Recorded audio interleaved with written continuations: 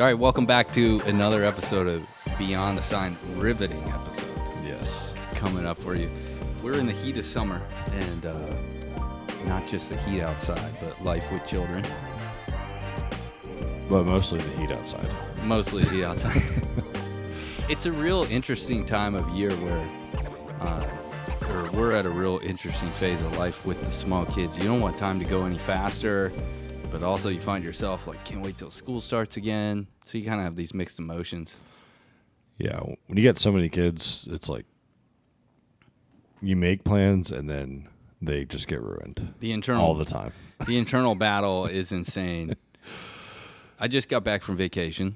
Was gone all last week. Went to Pigeon Forge. Good for you. It was cool.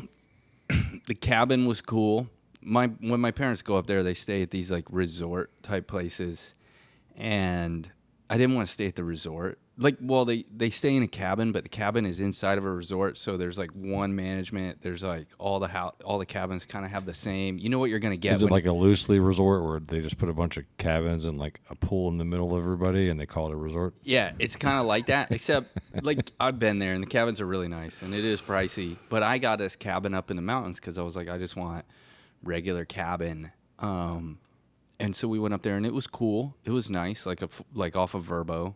Vacation rental by owner, so kind of self-managed. But then as soon as we got there, it was like there was no smart TV, so I had to go to Walmart to buy a Roku because we kind of had like just a cabin movie day planned, and there was no amenities, and it's on the side of a mountain, so you couldn't go outside. And then the railings were so gapped that my toddler would fit through them to like a 40-foot fall to her death. So there was like no going outside. So it was kind of interesting. So, and then when you go down to Pigeon Forge, it's like consumerism city. Everything I don't believe in. Total waste. Tourist trap. International Boulevard in Orlando, but in the mountains. And so I just kind of decided if we go to Pigeon Forge ever again, I'll just go to the resort type place because you're not really out in the woods in a cabin anyways when you're there. And it sounds like I'm knocking it, but we had a great time. And then the other thing we kind of realized is like, and Shauna and I talked about it, vacation is really for the kids at that age and not so much for us. So we were like, we need 2-week vacation. 1 week with the kids, come back, drop them off at mom and dad's, and then we leave for a second week just to sit around and do nothing. Yes, what our pastor Joby says about taking vacations. Like there's trips and there's vacations. A trip is when the kids are there. Right? Yeah, right. So if the kids are there, it's a trip. Yeah. It's a vacation if the kids are not there. So, we get a lot of trips over the years, but vacations are not as very few and far between. Not so much. Who can you ask to be like, hey, can you watch all 6 of my kids for like 5 days? No big deal, Grandma. Yeah. Yeah, so. It's hard. It's hard. Well, today I want to get into what we got kind of scheduled here. Our 3 biggest challenges. So if you're an agent out there listening to this and you're like, hey, I'm interested, stick around and let's see if we have any of the same challenges. And I'm sorry, dude. What is this guy wearing out here? I'm sorry. I know it's going to ruin our show today. But okay. He's got a tight white shirt on and athletic shorts, and he's like smoking a cigarette. So it's like, oh, this guy's really fit. Shin high socks. We can see him, but he can't see us because of the mirror tint that we have here, in case you were wondering. In case you're wondering about the Someday Homes front office studio. Brought to you by Someday Homes, Realty and Construction. Yeah. So right. Sorry about that. Sorry, man. Shout out to the main sponsor of this podcast. But anyways, right. so three things each. 3 biggest things. I'm going to start at number 3 and work our way backwards. So I'm gonna jump on my number 3 biggest challenge. So for those that don't know, I fill kind of both roles. I still work with clients, buyers and sellers, but really just my I do meet new people, of course, all the time. But my focus is on VIP clients, on people I know, friends and family, and their friends and family, and that's how my business goes. I don't have a lot of internet leads. I don't have Zillow leads. It just never was my style, and that's fine if it's your style. But my style centered around my SOI, or sphere of influence, geo farming, that kind of thing was how I met people. So that's my main focus these days. The other hat that I wear is as a managing broker here at Someday Homes, working on all the compliance training, and then, of course, recruiting for the office and working for people. And our recruiting style is kind of strict. We're in a really great position as a small brokerage where we don't have any timeline where, like, I've got to get 100 agents in 6 months to keep the lights on because we took some big business loan or anything. Because we're unique as a realty and construction company, like, our bills are getting paid. We're fine. And I can be choosy on who I'm bringing over to the office. We have some brand new people and we have some really experienced people. But I'm not just going down the list calling every single person trying to build a 300-400 person office and then collecting off of those people. So most of them, just like how my client business or my sellers and buyers are people I know, most of the agents that are coming over are people that we know or have met through different events and other stuff, not just a cold calling, recruiting brand new agent structure, right? So when I'm meeting with people, this is number 3 on my list. It's agent P&Ls. It's agents who don't really keep track of their money. They don't really know where their money's going, and they don't really understand office splits as much. So an example of this is we have a certain cap here, and we have a split. We're a 90-10 split, and then we've got a cap, and that 10% goes towards your cap. And then once you're capped, you're 100% for the remainder of the year until your anniversary resets, Yep. and then your cap resets. What I realized with and that's it, by the way. That's it. And so a lot of brokerages, especially big box brokerages, have a desk fee that's $100 a month, have a tech fee that's $140 a month. They have mandatory transaction fees that are on there. If you want to work with a transaction coordinator here, that's your choice. We have that available. If not, like, you don't have to do it, so there's no requirement. So a lot of times when I'm meeting with people, they'll tell you their cap. Oh, we're a 12,000 cap at an 80-20, at a 60-40, at a 90-10, whatever the split is. So they'll tell me they're at 12,000 cap. Oh, we're cheaper than you guys. And I'm like, what's your tech fee? And they're like, oh, yeah, well, I pay this tech fee. Like, we don't have that tech fee. What's your other fee for a desk? Oh, yeah, we have to pay this. What about for printing? Oh, yeah, it's like a quarter every time we print something. I'm like, okay, well, do you have your P&L? Like, no, I just deposit my money straight in the bank, and like then I do my taxes at the end of the year. And I'm like, when we dive into it, I'm like, bro, you're spending $35,000 a year to be at that brokerage. You could be doing that for half the price or less somewhere else if you actually knew this stuff. And the last thing I'll say on that too is I met someone else. I didn't even realize that this was a thing, Trevor, but I sat down with them and they were like, oh, we're a 90-10 split too, and our cap's 5,000. I'm like, well, that's really low. And they're like, yeah, it comes out the first 10 transactions $500. And so now already the wheels in my head are turning, and I'm like, you're a 90-10 split, but you pay $500 a transaction for the first 10. And I'm like, so, and then they start asking me, and I'm starting to realize this. They're like, so you're a 15K cap and then 90-10. And I'm like, well, the 10 goes towards your 15. And they're like, what do you mean? And I'm like, yeah, that's so how they're just basically paying $5,000 and then 10%. And then 10% indefinitely. And I'm like, bro.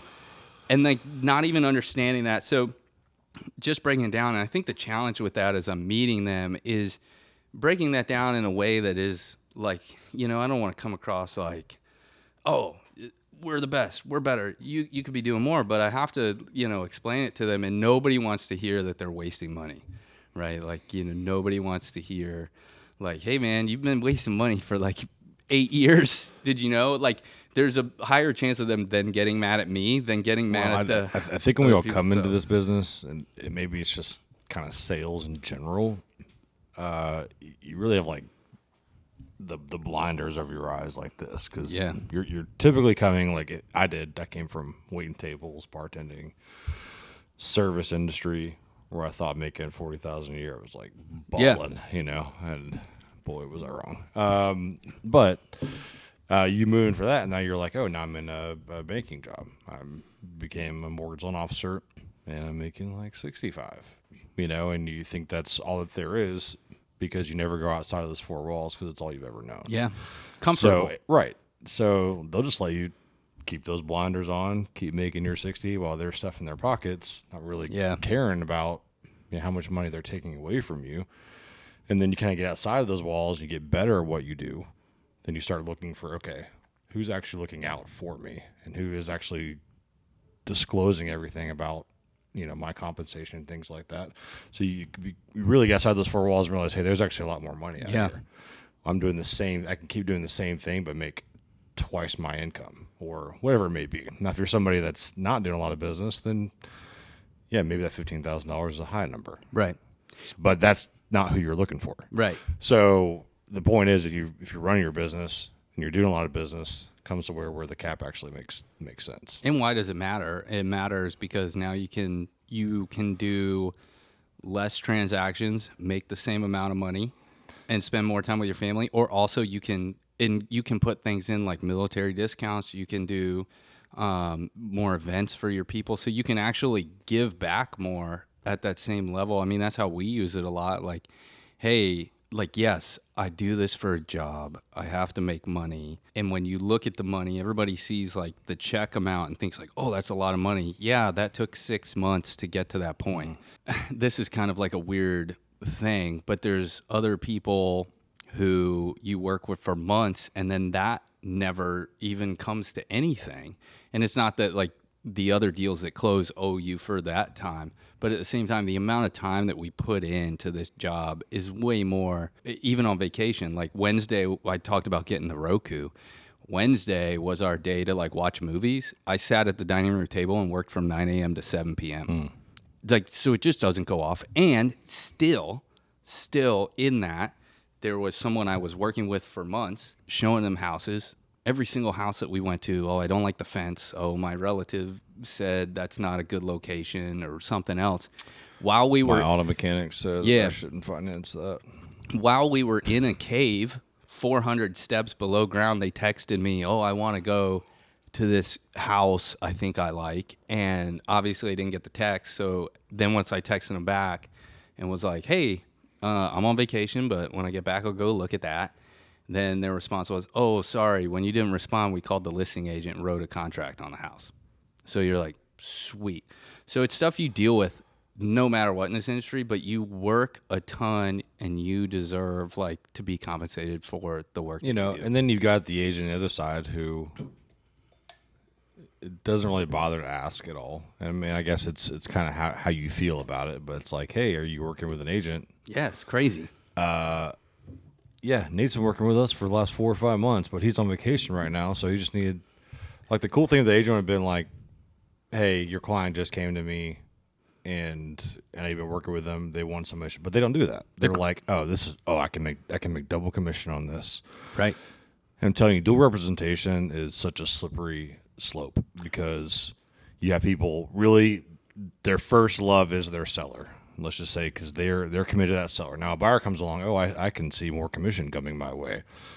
I could do the right thing and ask them where they're working with an agent, or I'll just try to stuff my pockets. And really, at the end of the day, I'm representing my seller, but I'm going to skew this deal maybe a little bit in their favor, but really more in favor of my seller to represent both sides and make double the money. I'm not somebody like, if like, hey, we're working with somebody else, I'm going to ask them questions because I would want the same thing for me if I invested time with somebody to push it back to me, not just be like, I'm going to make this commission and 6% is amazing and I'm so cool.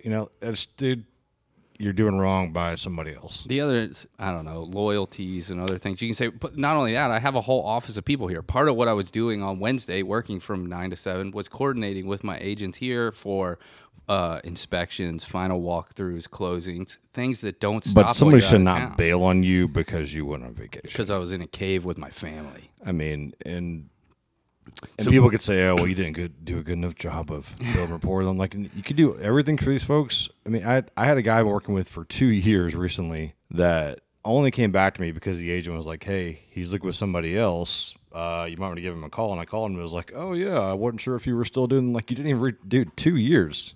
And he's still looking. Yeah. He might finally buy, but I'm like, how do you forget? We invest so much time and we try to be memorable, right? Yeah.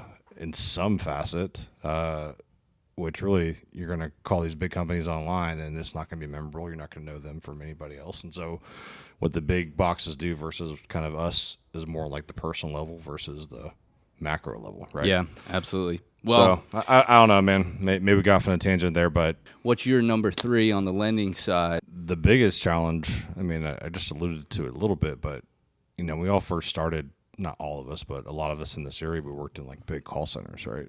And so you're being fed leads from the company, you're calling servicing portfolios, or in layman's terms, people that are making their payments to you, you're calling them to see if you can improve their terms. That's your job. You just call lists of people all day who have higher rates, try to bring them down. When you come to the outside world and you're like helping people to purchase homes, where do those leads come from? You could invest in Zillow, right? You can invest in those other places that are hit or miss. They'll cost you $10,000 a month, and you might close something. But one of the hardest parts of this job is bringing business. I mean, finding your business, because maybe it couples in with that, but like agents aren't just going to trust you in a day. Yeah. The best loan officer in the world probably could come through this door. And he'd be like, I'm the best loan officer in the world, Nate. Will you work with me? And he'd be like, I don't even know you, dude. Yeah. Like, I'm not. Okay, great. You're the best in the world. That's good for you. And believe me, they text me every single day. And high five to you, buddy. But we've spent time building rapport. You know how I'm going to treat your clients. I mean, and that's a big one. But it takes time to build those relationships. And really, in my job, I'm reliant on you and my other agents that I work with to send me people that are trying to purchase homes. Yeah. And so for us to build that up, I mean, it took 6 months and almost didn't make it, you know? So that's probably the biggest challenge once you actually get out in the business, because this is a saturated market. Everybody goes out and gets a mortgage license, and next thing come in and be like, hey, man, we got low rates and great programs. Don't you want to work with me? I brought you donuts and coffee for the last 3 weeks. Aren't I awesome? Like, you're making me fat and you're annoying me. Yeah. You know? So well, that's the challenge, to get past that into the trust part where they will send you everything because they know you're going to take care of their people, and people love you. Flip side of that, agent to lender, where you really got to pay attention is looking at the numbers. And as an agent, you have to learn this stuff. You can't just be like, oh, that's a question, call the lender, ask the lender. Like, you've got to learn all of the forms, all of the fees, and kind of understand that too, so you can break it down to your clients. And then you got to learn it. I mean, it took me a while. I know you were living out of the area for a while, but we've known each other for almost 20 years or whatever now. Going back to that, we've been probably working together probably about 3 years now at this point. I went through several lenders. You're right. At the beginning, like, I jumped into my brokerage, and there's always, like, especially at the big box brokerage, there's a lender that pays. Who will pay money to sit in the seat? And all these people that are just paying money to sit there, when really you don't want to use them. I don't have any relationship, but I don't know anyone else. So you start out with that person generally, and then if you're outgoing and you're going to different events and stuff, you meet people, or your buyer shows up with somebody and you meet them that way. And I worked with a few, and then you have to pay attention to the signs. If you're working with somebody, all of your buyers are switching, you got to kind of ask, like, why? Like, I literally started asking buyers, like, hey, man, what did you like about this person? What didn't you like about this person? What was it? And found out one of the people I was working with didn't understand the VA guidelines on disability and how that worked. And so it was a huge deal killer. And then once we linked up, and you're really in a hard position as an agent, because I know you're available. I know you're going to answer your phone. I know you're going to get great rates at a great price, because that's what a lot of people miss out on is, well, these people told me I got this lower rate, but when you look in there, there's lender fees that are through the roof in their closing costs. And so really that lender is not giving you any lower rate. You're buying that rate down yourself. And then when you look at it, how's your experience and everything else, right? So hook, line, and sinker. Yeah. And so that happens a lot. So you have to tell people. But I'm also in a hard position where when I'm like, hey, you got to work with Trevor. You need to, like, I'm telling you, like, vetted. I've spent years working deals, my own refinance. There's nobody else I trust. A lot of times people will just be suspicious of that and think, oh, it's just your boy you're trying to hook up or something. And you're like, well, no, I just do this every single day. So you have to. But on that point, that's all a lot of times people are doing is like, to your point, okay, Movement Mortgage or whatever. I'm paying money to be in this Keller Williams office. And so oh, my agents all say you got to go with this guy. He's great. No, he's not great. His company is paying you $10,000 a month for you to say that he's great, so business will come in, and you're feeding that just because your boss wants to make $10,000 a month, and it's not really taking care of your clients. Same way when you go online, and it's like, oh, I get this great. This looks awesome. This rate's going to be so good. They get you on the phone, and they just want to basically do like a bait and switch and sell you something else, and they got you on the phone, and they're going to sell you, and they're going to sell you hard and make you feel pressure. I mean, it's going to happen. And a lot of these big, like if all you got is a 1-800 number, like, you know, if you're fine with that, you know, because some people are like, well, I bank there, so it's just easier, and it's like, it doesn't make a difference. Yeah, you can't call them after 5. I don't know why they think that that's easier. You can't call them on the weekends. You can't text them because they got all these barriers. They're like, oh, opt into 35 messages so we can send you one text to your phone. Like, why do you think that? And that's the problem as an agent. When they're like, that's the number one thing they say. Well, I just want to work with this bank or this credit union because I bank there and it's easier. And in my mind, I'm like, no, it's not. No, but if I just say like, everybody has their spiel of like, this is how I'm gonna hook them in, and the bank does that. Like, it's easier because you're already with us. We have your accounts here. It's like, no, it's not. They're still gonna make you send in the same crap you're gonna send to me. Yeah, one hand does not talk to the other. Okay, maybe they can pull your bank statement. So I wanna pay higher fees, a worse experience, no availability on nights and weekends,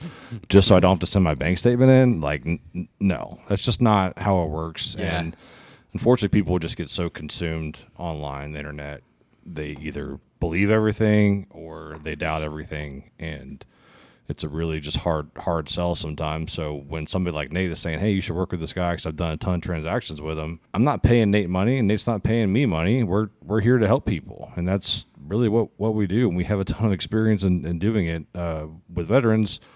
And another company I was at previously is like, oh, we don't charge veteran fees. I might get flack for this, so sorry if I do, but we don't charge fees to veterans. No, you do charge them our fees to veterans. You just roll it in and you tell the veteran you're not charging them. Yeah. You are charging them. Instead of them getting, let's say, a rate at 0 points, if their lender fee is, let's just say $2,000, now they're going to take, instead of that being 0 points, it would be basically a rate that costs $2,000, and it's going to show as just like a little charge there as a lender charge, and then the underwriting fee is gone, but now you have another charge there. Yeah. So it's smoke and mirrors. Again, I may get flack for that, but to say like, oh, we don't charge fees to veterans, and then you are just kind of hiding it somewhere else, it's a bunch of baloney, man. All right, I'm going to take number 2. Go ahead. It's sort of like a fantasy draft, snake draft. Yeah. So number 2 is probably more for the LOs out there as a challenge. You're going to make mistakes in your career. It's inevitable. You don't learn if you're not making mistakes. But one of the hardest things for me is just getting over it and moving on. We talked about before those folks that are like so desperate, they're like squeezing the life out of their commission to just try to get to the finish line, and they're like calling you every day for an update. Hey, what's going on? When you lose a deal in this business, it's one of the hardest things, because it could be $5,000, $6,000, $7,000, $2,000, $3,000 that falls through, and you've got to learn to just kind of pick up and move on. The times that in my career I've gotten hung up on those, it's been detrimental, and it really pushes you in a position where you're then forfeiting further business because either your attitude's bad or you don't stay motivated to keep going. So the new folks out there, when you lose a deal, it's going to happen. Move on and don't burn a bridge. If you lose a deal to a competitor, I mean, it's been so many times where I'm just like, hey man, that sounds great. You should go do that. If you have any questions that don't work out, then call me back. And a lot of times, if you leave it that way, they will call you back. Maybe a lot of times they won't. But if you burn that bridge, that's right. They may burn it a lot bigger than you want it to burn. Yeah. No, absolutely. So I'll just type an angry email and then delete it. That's a good strategy. Type your anger email. You like them? Okay, well, you go to them and you like it, and you're just typing away and like, all right, delete. I feel better now. I can't send that, but I had to get off my chest. I'm sure we've all been there. Another tough part, I'm kind of sealing it, but you alluded to, is just, communication. It's hard in our job. Yeah. No. Past clients, current clients, realtors, lenders, like, you'll have some people that understand like which lane to stay in, and then some that don't. So a lot of times you could, on one deal, being like, or the one we just did, the title company doesn't know how to schedule a notary. Oh my gosh. The title company is sending the FedEx label to the buyer. Like, hey, we do loans, but buyers don't mail their own documents. That's just not a thing. Absolute nightmare. And so communication in our job is extremely hard. And if you're not good at it, you're probably going to struggle unless you pay somebody that is good at it, which is what you do if you're not good at it. That is a great segue into my next one, agent communication. This is a big challenge here. Not answering their phones, having defensive walls. So these two things I want to break down for agents, by agents, whatever. I've had a lot of agents who are calling me, hey, my buyer's interested in this house. Hey, my buyer, 3-4 conversations calling me. They go show the house, and apparently other people didn't like it, which is fine. But then it's like when my sellers who opened the door to their home, you put yourself in the seller's shoes. Like, yes, they're trying to sell their house, and selling your house is a bit of an inconvenience. What if I'm your seller? What if I got to go pack 6 kids in the car? Yes. Like, wild child, throw them in the car. Like, somebody's coming to see the house. Gotta go. We rush out. None of us live in our, like, listen, I am a neat freak, and I don't live in my house the way I sell my house. There's, and so there's prep that has to be done. You have to give an impression to the house. Some guy just rode by on the sidewalk. Another one on his e-bike going 45 miles per hour on the sidewalk.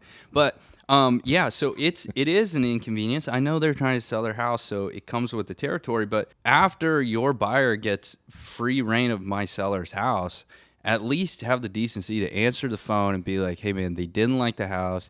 Here's what they thought about it. Here's what they liked. Here's what they didn't like. At the end of the day, it's not the right one for them. Okay, fine. I'm not going to like high pressure sale them. Mm-hmm. But like that is a frustrating thing. The other thing is agents kind of having this defensive wall down.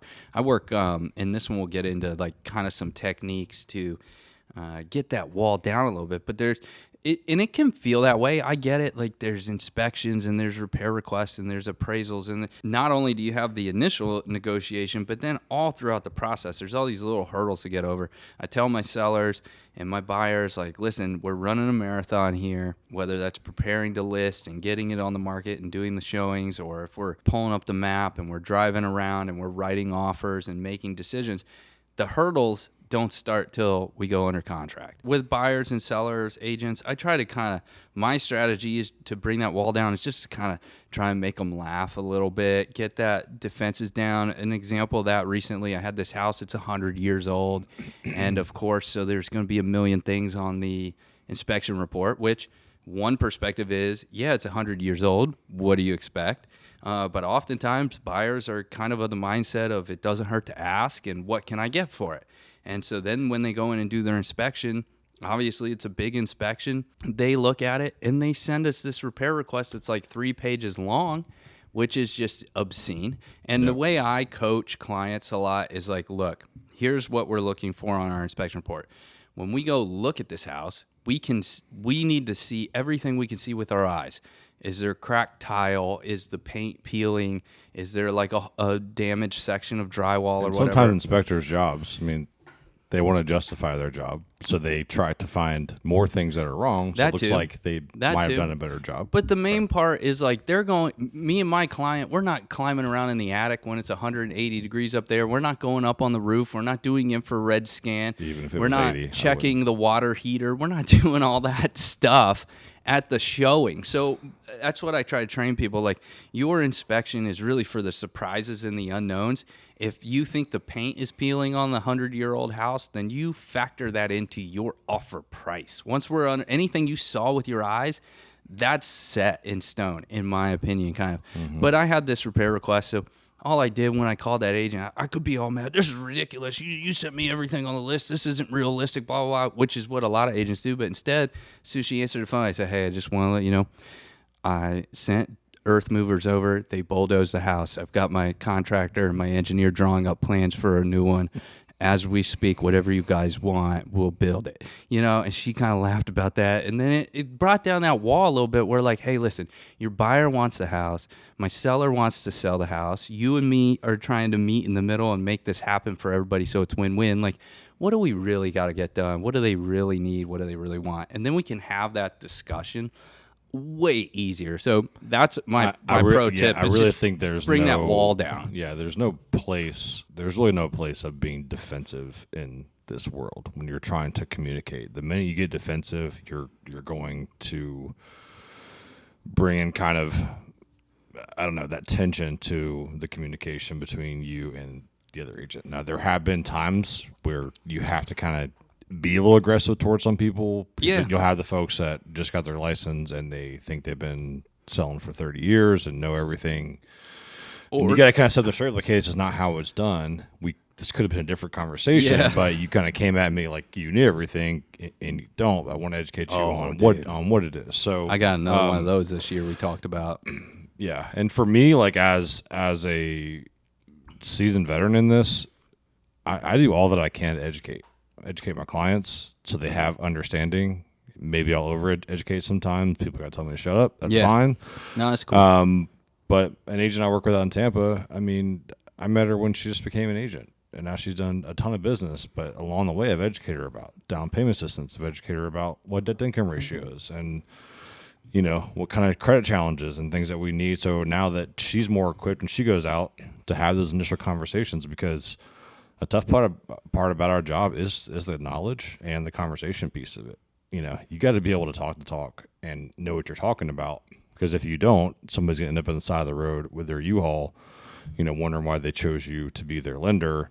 And then you're going to burn that agent relationship and everything else. So a lot of pressure in what we do, because if we're wrong, then everything goes wrong. Yeah.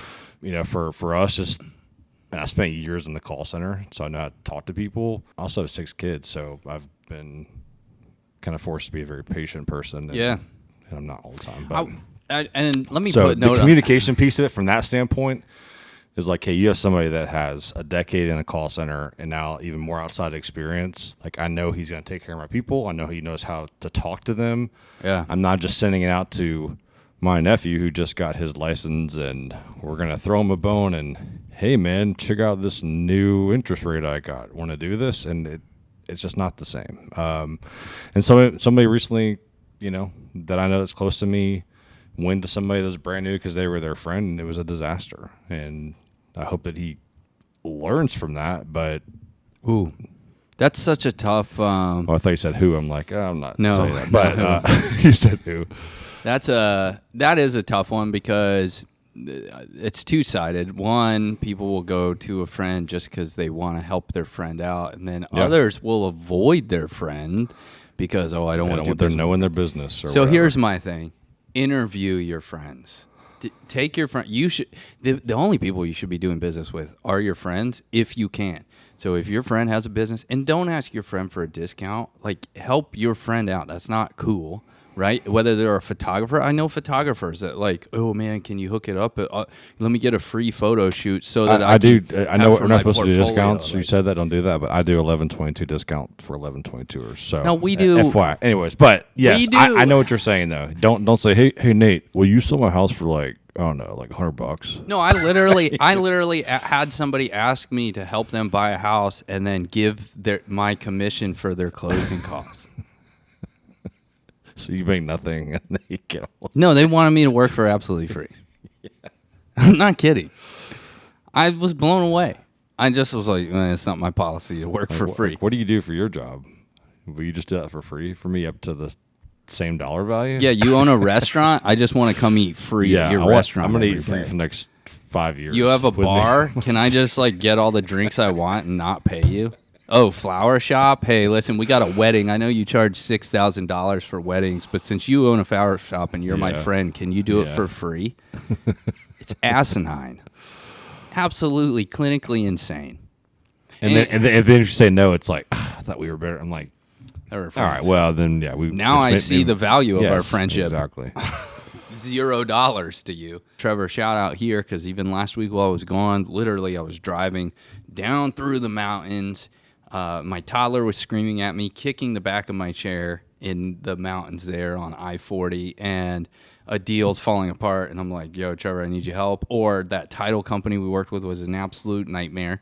I don't understand. All right, we're finally here at my number one biggest challenge. Number one. We need like some sound effects. All right, well, we'll work on that. I'll see what I can do. Number one, educating sellers on the market. This could also be called bringing them to reality. So many of them have great pride in their house, great pride in ownership, and you should have that. There's nothing wrong with that. However, sometimes that can dilute their idea of what's actually happening around them. So pricing is a huge one. They all want to overprice. One of the things that drives me nuts, I see because of my algorithm, because I post real estate stuff, means I get real estate stuff, which means I also get the real estate hate. And this saying like, oh, the lenders and the real estate, man, my ears are driving me nuts today.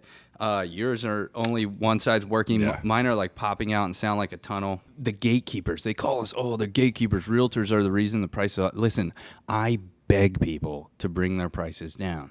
And they fight me on it so hard, and they don't understand it. We talked on it over and over again. And so I don't want to get into the details of why you lose money. You can go back and listen to some of our other episodes on that. But you have that like Facebook marketplace mentality where it's like, you know what, somebody is gonna. I'm gonna put this chair on here for sale for $100, and I know somebody's gonna lowball me.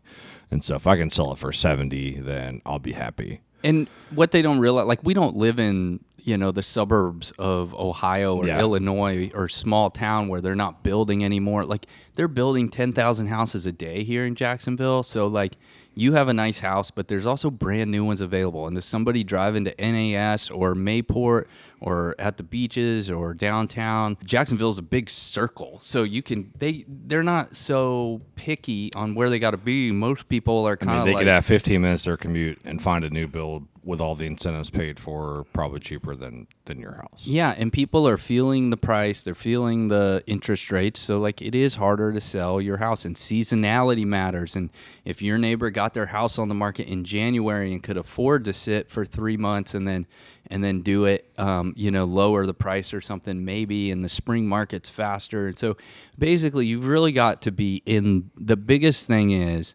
because a lot of places will teach you all these objection handling scripts and stuff. I've never learned a single objection handling script, but what I do learn is market data and market stats. I follow it weekly, daily. I'm on it. So when people are like, well, what about this? I'm able to kind of already point to those things. I don't need to memorize some objection handler. I can just say, hey, listen, we're entering this time of year. Historically, this is the data. Oh, by the way, here's these charts that I brought that show you the trend line, that show you the data, that show you the price reduction, show you the rising inventory. That's the season we're entering. Mm-hmm. If you list high so that you have room to come down, you're going to miss on this, and then you're going to be chasing it down. And if your house sits empty during that time, you're paying mortgage payments for an empty house, you're losing a ton of money. Put the right price on now. Now, they don't always listen, but what I like to do, even in my listing agreement, I'll make a deal with them.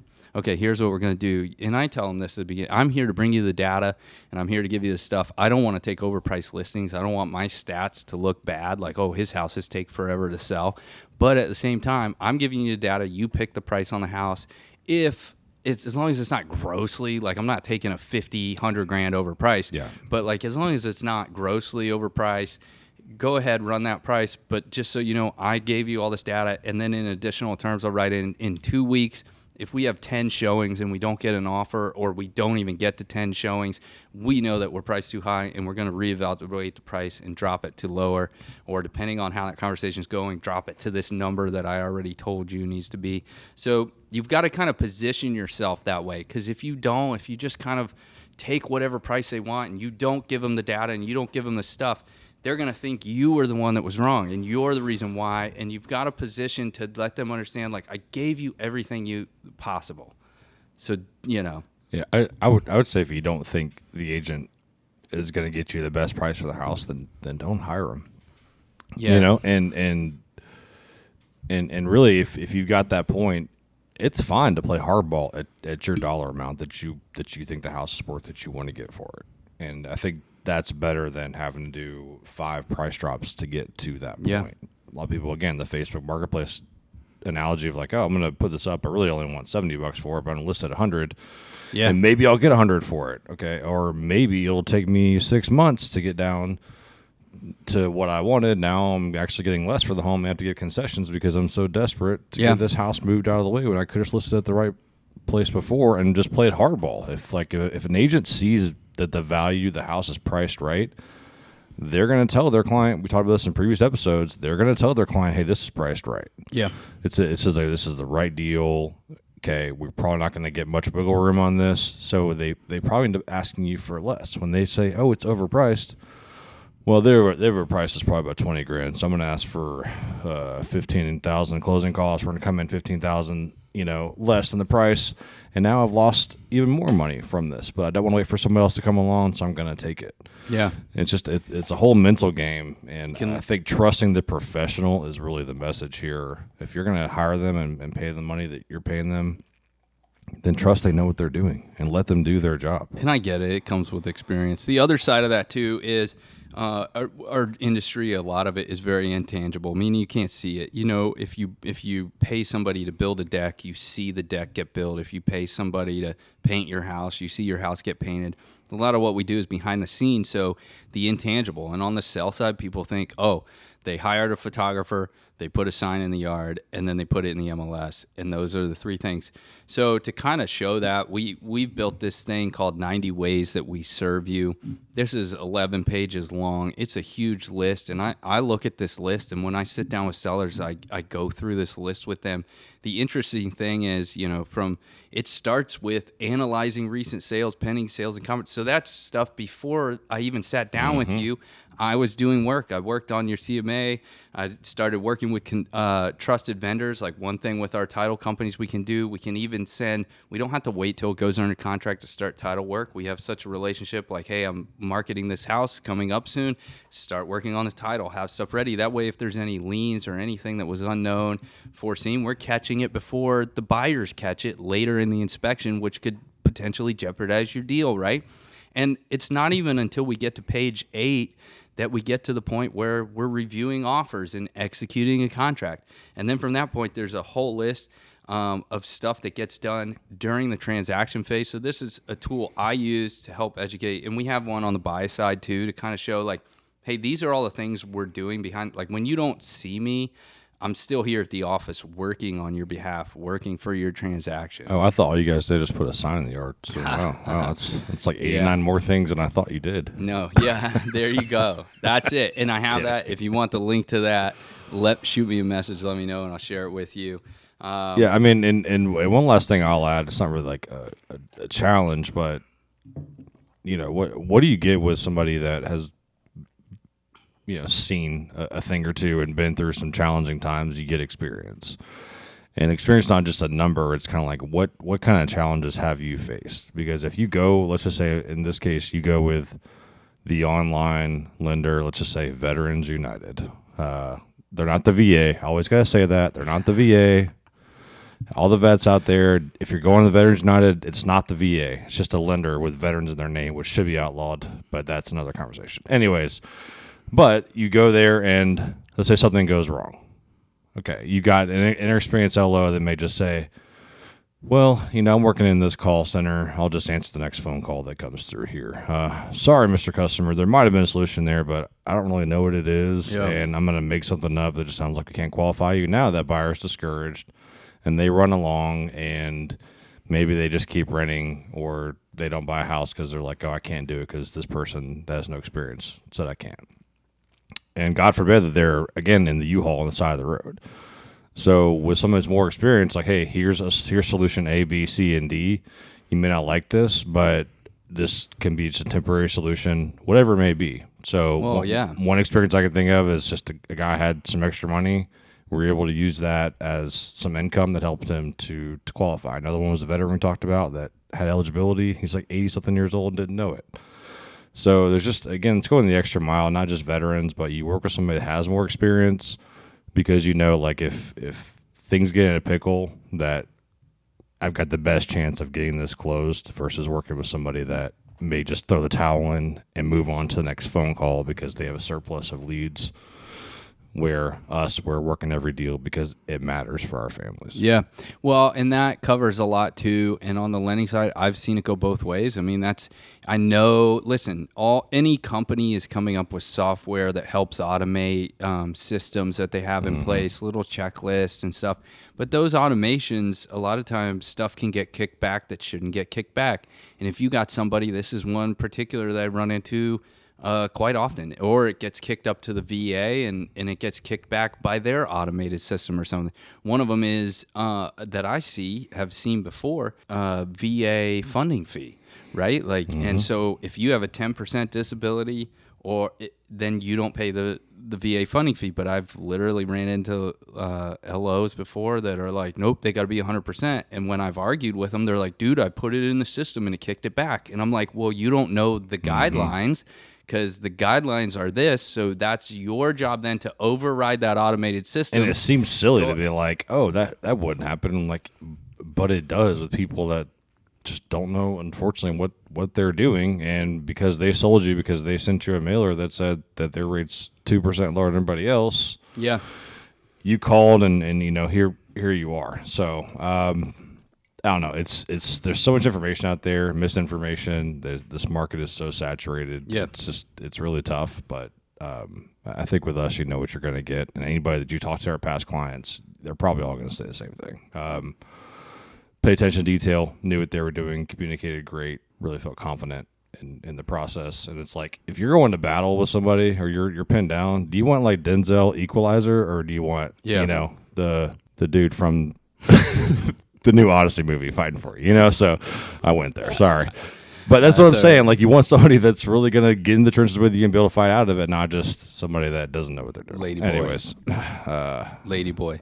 I think I said two things that might get me in trouble with this today, but is anybody watching this? I like to get in trouble. I have I put a Jerusalem cross flag on my house, and one of the neighbors reported me to the HOA. So I'm real happy about that. I'm excited about this, actually. Yeah, I'm still battling my HOA about the trash cans in front of my house. Good. I pinged somebody. I've offended somebody today. So, we covered a lot. We took a week or two off, I think, because we had vacations and summer schedules and other stuff going on. So we got caught back up, and we got a lot going on. If you're an agent out there listening at any of these, I want to know what your challenges are. Are these some of the same challenges you face? How do you handle them? Are there other things? Or lenders. We miss? Yeah, lenders too. Agents, lenders.